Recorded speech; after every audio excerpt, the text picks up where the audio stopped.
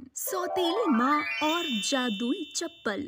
सोनापुर नाम के एक छोटे से गांव में निशा नाम की एक लड़की अपनी सौतेली माँ पिया के साथ रहा करती थी। निशा बहुत छोटी थी जब उसकी माँ का देहांत हो गया था। निशा की माँ की मृत्यु के बाद उसके पिताजी रोहन ने उसको अच्छी परवरिश देने के लिए दूसरी शादी कर ली थी। पर निशा की सौतेली माँ पिया उससे जरा भी प्यार नहीं करती थी और घर का सारा काम निशा से ही करवाया करती थी। परंतु जैसे ही रात को निशा के पिताजी रोहन घर आते, पिया जल्दी से जाकर घर का काम करने लगती और निशा को उसके कमरे में आराम करने भेज दिया करती। ऐसे ही कुछ साल बीत जाते हैं। अब पिया की अपनी एक बेटी हो जाती है जिसका नाम वो दिशा रखती है। ऐसे ही एक दिन निशा घर के बर्तन साफ कर रही होती है और पिया अपनी छोटी बेटी को गोद में लेकर उसके पास आती है और उसे मारते हुए बोलती है, अब तक तुझसे घर का सारा काम खत्म नहीं हुआ। अरे तू सारा दिन करती क्या है?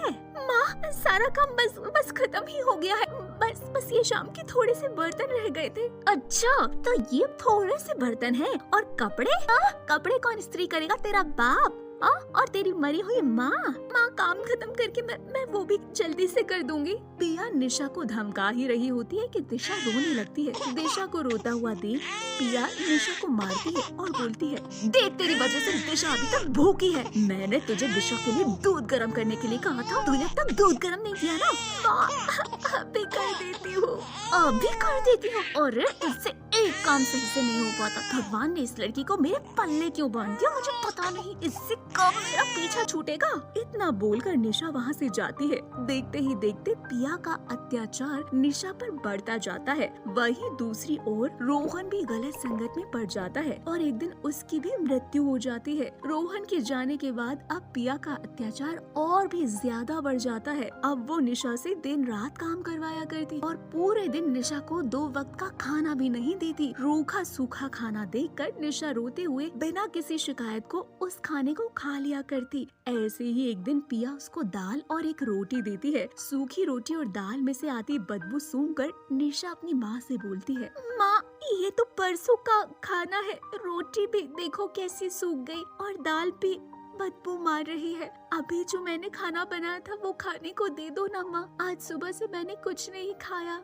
यही रखा है खाने को, खाना है तब खा ले और अगर नहीं खाना तो अपनी मरी हुई माँ से अच्छे अच्छे खाने के पकवान मांग लेना। हाँ, बेचारी निशा रूखा सूखा खाना खा लेती है। रात को जब निशा सोने जाती है तो वो देखती है कि पिया ने आज का बना हुआ ताज़ा खाना बाहर कुत्तों में डाल दिया। ये देखकर निशा को बहुत रोना आता है और वो रोते हुए अपनी माँ से बोलती है, माँ, मेरी सौतेली माँ बहुत बुरी है। आप मुझे छोड़कर क्यों चले गए? सौतेली माँ मुझे जरा सा भी प्यार नहीं करती, मुझे खाने को भी नहीं देती। माँ, मुझे आपकी बहुत याद आती है। माँ, काश कि आप मेरे पास होती। निशा अपनी माँ को याद करते हुए सो जाती है और सपने में उसकी माँ आती है। निशा सपने में अपनी माँ को देखकर बहुत खुश हो जाती है और अपनी स्वर्गवासी माँ से बोलती है, माँ, आप आ गई। बहुत अच्छा हुआ माँ कि आप आ गई। मुझे भी अपने साथ ले चलो माँ, मुझे यहाँ नहीं रहना।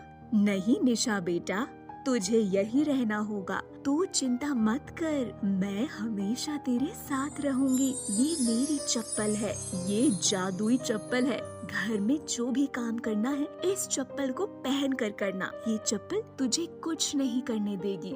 और हाँ बेटा, अपने गांव में एक रेस है, उस रेस में भाग लेना। इस चप्पल को पहनकर रेस में दौड़ना। देखना तू ही विनर बनेगी, जिसके बाद तुझे कुछ रुपए पैसे सरकार की तरफ से मिलेंगे और उन पैसों से कहीं दूर चले जाना और अपनी जिंदगी अपने हिसाब से जीना, चाहे सौतेली माँ मना करे तो भी। अच्छा मेरी बच्ची, अब मैं चलती हूँ, पर एक बात याद रखना, इस चप्पल के बारे में किसी को कुछ पता नहीं चलना चाहिए। अगर इस जादुई चप्पल की सच्चाई किसी और के सामने आ गई तो ये जादुई चप्पल साधारण चप्पल में बदल जाएगी। इतना बोलकर निशा की माँ वहाँ से चली जाती है, जिसके बाद निशा की आँख खुलती है और वो देखती है कि उसके खाट के पास सचमुच एक चप्पल रखी थी। निशा चप्पल को पहनती है। निशा जैसे ही उस चप्पल को पहनती है पूरा फर्श साफ हो जाता है, जिसके बाद निशा उस चप्पल को पहनकर किचन में जाती है और खाना बनाने की तैयारी करने लगती है। पर वो जादुई चप्पल निशा को कुछ नहीं करने देती, सारा का सारा खाना बना देती है। इस तरह से दिन भर का काम निशा 1 घंटे के अंदर खत्म कर लेती है। ये देखकर पिया को बड़ी हैरानी होती है और वो निशा के पास जाकर उससे बोलती है, ऐसे तो तुझसे कोई काम नहीं होता, आज इतनी जल्दी तूने घर का सारा काम कैसे खत्म कर लिया? वो माँ, आज मैं जल्दी सुबह उठ गई थी। मैंने सोचा कि मैं घर का काम जल्दी जल्दी खत्म कर लूं ताकि मैं कुछ देर दिशा को खिला सकूं और अपनी पढ़ाई पर ध्यान दे सकूं। घर के कामों की वजह से मैं पढ़ाई नहीं कर पाती। अच्छा माँ, मैं मार्केट जा रही हूँ सब्जी लेने। इतना बोलकर निशा सब्जी लेने के लिए मार्केट जाती है और रेस में अपना नाम लिखवा कर सब्जी लेकर आ जाती है। जिसके बाद निशा जादुई चप्पल पहनकर घर की साफ सफाई करती है और निशा जो काम उस जादुई चप्पल से करने को कहती, जादुई चप्पल फटाफट कर दिया करती। अब इसी तरह से निशा घर का काम जल्दी से जल्दी खत्म कर लिया करती। अगले दिन निशा पिया को बिना कुछ बताए बाहर जाती है, पर पिया को उस पर शक हो जाता है और वो उसका पीछा करती है। जहाँ वो देखती है निशा रास्ते में चलते चलते चप्पल से बात कर रही होती है और जादुई चप्पल भी उससे बात कर रही थी। जिसके बाद पिया को पता चल जाता है कि निशा के पास एक जादुई चप्पल है। परंतु जैसे ही पिया को पता चल जाता है निशा के पास एक जादुई चप्पल है, वो जादुई चप्पल अपनी सारी शक्तियाँ खो देती है। इस बात से अनजान निशा उस रेस में हिस्सा लेती है और अपने बलबूते पर उस रेस को जीत जाती है। कुछ देर बाद निशा उस चप्पल के साथ घर आती है और पिया उसके हाथों से उसकी चप्पल छीनकर पहन लेती है और निशा से बोलती है, क्यों री, तुझे क्या लगा था कि जादुई चप्पल की मदद से सारा घर का काम तू कर लेगी और मुझे पता नहीं चलेगा? क्या आपको इस जादुई चप्पल का सच पता चल गया? इसका मतलब मेरी जादुई चप्पल अब जादुई नहीं रही।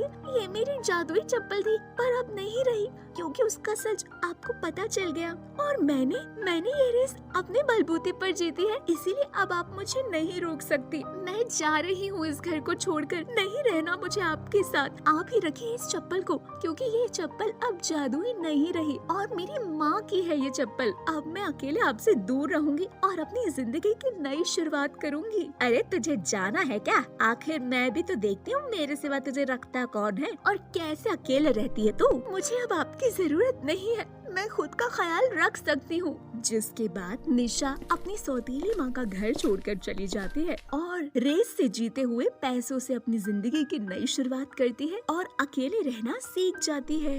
तो दोस्तों, ये थी हमारी आज की वीडियो। हमारी वीडियो आपको कैसी लगी हमें कमेंट करके जरूर अपना जवाब बताएं और ऐसे ही मजेदार कहानियों को देखने के लिए हमारे चैनल को सब्सक्राइब जरूर करें। और हाँ दोस्तों, हमारी अच्छी अच्छी कहानियों को अपने दोस्तों के साथ जरूर शेयर करें ताकि उन्हें भी ऐसी कहानियों को एंजॉय करने का मौका मिल सके।